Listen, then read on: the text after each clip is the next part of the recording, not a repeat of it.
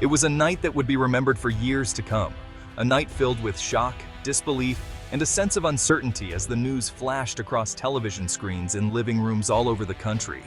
Families gathered together, their faces illuminated by the blue glow of the TV, eyes wide as they tried to process what they were hearing. The world seemed to pause for a moment, holding its breath. The announcement was bold and dramatic. Donald Trump, the former president of the United States, claimed that he had single-handedly stopped a nuclear war. His words echoed through the airwaves, leaving millions stunned and searching for answers. Was it true? What exactly had happened behind closed doors? The gravity of his claim sent ripples of anxiety and curiosity across the nation. News anchors, their voices tense and urgent, scrambled to provide context and clarity. They repeated the breaking news, dissected every word, and speculated on the possible implications. The newsroom was alive with activity, as producers and journalists worked frantically to verify details and reach out to sources. Meanwhile, social media platforms erupted in a frenzy. Hashtags related to Trump and nuclear war trended within minutes, and breaking news banners dominated every feed. People from all walks of life shared their reactions, theories, and fears, turning the internet into a virtual town square buzzing with debate and speculation. For many, it felt like history was unfolding in real time, right before their eyes. Friends and families huddled together, discussing what this could mean for the future. Some were skeptical, others fearful, and a few even hopeful that perhaps a major crisis had truly been averted. Outside, reporters rushed to government buildings, eager to get official statements and uncover the truth behind Trump's dramatic claim. Microphones and cameras were everywhere, capturing every moment as journalists pressed officials for answers. Inside newsrooms, the atmosphere was electric. Analysts and experts were called in to provide insight, debating the likelihood of Trump's story and what it could mean for international relations. Every angle was explored, every possibility considered. Across the globe, people gathered in public spaces, watching live broadcasts on giant screens. The world was united in anticipation, waiting for every new word, every fresh detail to shed light on the unfolding drama. Television screens everywhere displayed a constant stream of live updates, expert interviews, and breaking news tickers. The story dominated every channel, every conversation. Even outside, the impact was felt. Cars stopped at intersections as drivers turned up their radios, listening intently to the latest developments. Some called friends and family, sharing what they'd just heard, while others sat in stunned silence. At home, people instinctively reached for their smartphones, refreshing news apps and social feeds for updates. Families turned up the TV volume, straining to catch every word, every nuance of the breaking story. The mood everywhere was tense, a mix of anxiety and anticipation. Everyone wanted to know, what exactly did Trump say this time? Was the world really on the brink of disaster, or was this just another headline in an era of sensational news? As the night wore on, one thing was clear. The world was watching, waiting for the truth to emerge. Former President Donald Trump stood at the podium, his presence commanding the attention of everyone in the room. The chamber was filled with anticipation as lawmakers, officials, and viewers across the nation waited to hear what he would say next. His voice rang out clear and strong, echoing through the Grand Hall. During his State of the Union speech, Trump made a statement that would soon dominate headlines around the world. He paused for a moment, letting the weight of his words settle before continuing. The atmosphere was tense, every eye fixed on him. With a passionate gesture, he declared, "The Pakistan Prime Minister would have died if I hadn't stopped a war. I stopped a nuclear war between India and Pakistan." The words hung in the air, heavy with implication. It was a claim that stunned not only those present, but also millions watching from their homes. The room fell silent. Faces in the audience reflected shock, disbelief, and even a hint of fear. For a moment, it seemed as if time itself had stopped, as people tried to process the enormity of what had just been said. Trump continued, explaining to the audience just how serious the situation had been. He described the gravity of the crisis, emphasizing that the world had been on the brink of disaster. The stakes, he said, could not have been higher. He painted a vivid picture of the escalating tensions between India and Pakistan. two nuclear-armed neighbors with a long history of conflict. According to Trump, both nations were preparing for the unthinkable, launching nuclear weapons at each other. The world, he suggested, had come dangerously close to witnessing a catastrophe of unimaginable scale. Trump recounted how, in those critical moments, he had to act swiftly. He described making urgent phone calls, consulting with advisors in the White House Situation Room, and reaching out to leaders on both sides. Every decision, he implied, carried the weight of millions of lives. As he spoke, Trump looked directly into the cameras, his gaze unwavering. He wanted to make sure that not just the people in the room, but the entire world understood the seriousness of what had transpired. His message was meant for history. Leaning in, Trump lowered his voice, as if sharing a secret with the nation. Yet it was a secret he wanted everyone to know. A story of crisis averted, of leadership under pressure, and of the narrow escape from disaster. As he finished, the message was unmistakable. Trump believed he had saved millions of lives. The audience, still processing the magnitude of his claim, began to applaud. Whether one agreed with him or not, there was no denying the impact of his explosive statement, a moment that would be remembered long after the speech had ended. A nuclear war between India and Pakistan would be a disaster for both countries and for the world. Nuclear bombs are powerful weapons. They can destroy cities in seconds. The heat, fire, and radiation would kill many people right away. The damage would not stop there. Smoke and dust would fill the air. Crops would die. People would get sick from radiation. Many families would lose their homes and loved ones.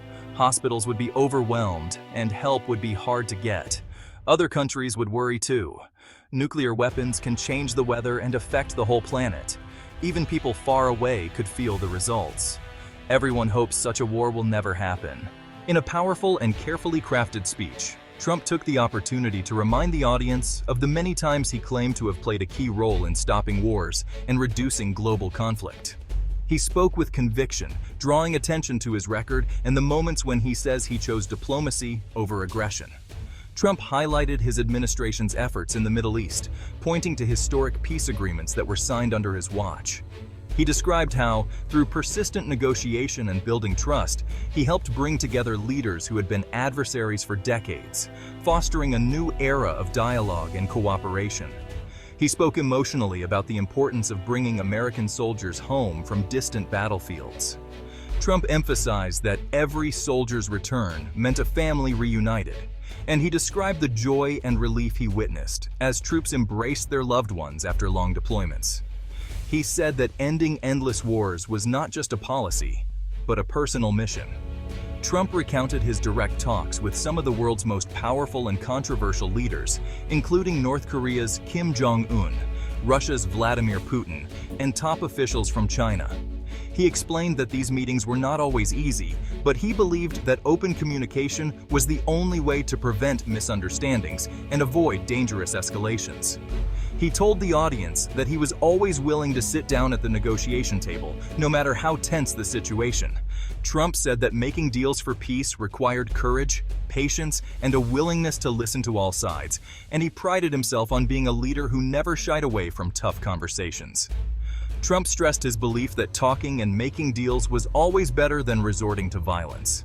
He argued that wars bring only pain and loss, while diplomacy offers hope for a better future. He encouraged other leaders to choose negotiation over conflict, saying that history remembers those who build bridges, not those who burn them. With a somber tone, Trump reminded the audience that no parent wants to see their child go off to war. He spoke about the heartbreak and anxiety families feel when their loved ones are sent into danger, and he promised to do everything in his power to keep American families together and safe. Trump expressed his desire to be remembered as a president who brought peace, not conflict. He said that true leadership is measured by the ability to prevent wars, not start them, and he hoped his legacy would inspire future leaders to pursue peace above all else. Throughout his speech, Trump's words were strong and confident. He spoke with the assurance of someone who believes deeply in his mission, and the crowd responded with applause and nods of agreement. Trump shared stories about late-night phone calls with world leaders, describing the tense and sometimes emotional conversations that took place behind closed doors. He said that these moments required quick thinking and steady nerves, but he was always willing to pick up the phone if it meant saving lives and preventing conflict. He told the audience that he was never afraid to take risks if it meant protecting people and securing peace. Trump explained that leadership sometimes means making bold decisions, even when they are unpopular or misunderstood, and he was proud to stand firm in the face of criticism. In closing, Trump wanted the world to know that he was a leader who stepped up in dangerous times. He said that when crises arose, he was ready to act decisively, always putting the safety and well-being of the nation first. He urged others to follow his example and choose peace whenever possible, leaving the world a safer place for future generations.